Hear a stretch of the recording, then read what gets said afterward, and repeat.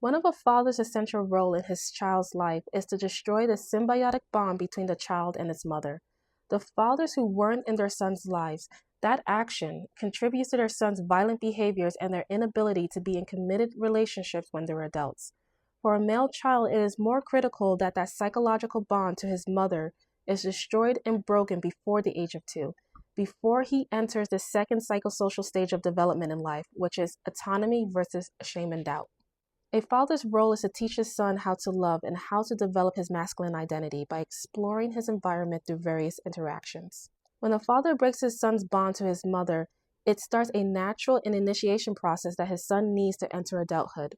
If the father is not in the household or isn't emotionally active in his son's life, then the son's bond between him and his mother become a rotten, decaying umbilical cord. One of the unconscious inner turmoils that a fatherless man will struggle with is the overwhelming urge to break the cord between him and his mother. The need to break that cord at times will feel like the need to destroy or unalive their mother, which most men don't do, but they project those feelings onto the women that they're courting or chasing. What fatherless men need is a male relative or a male mentor to initiate them into their masculine identity, which breaks the psycho-umbilical cord.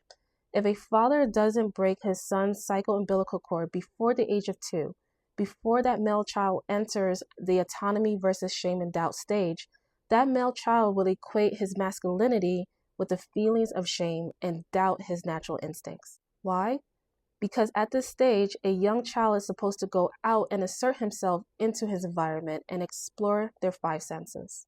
If an overwhelmed single mother has to watch and take care of her child alone, she will pull him out of the environment and to her side for safety and protection. And sometimes she will even punish him or yell at him if he wanders too far into the environment. As a result, the male child will equate asserting with shame and doubt his natural instincts to assert and explore. By its very nature, masculinity is assertion and healthy aggression. So if at a very young age, the male child feels that asserting himself is a shameful behavior, then as an adult, he will want to avoid the feeling of shame by becoming passive when interacting with things and people in his environment.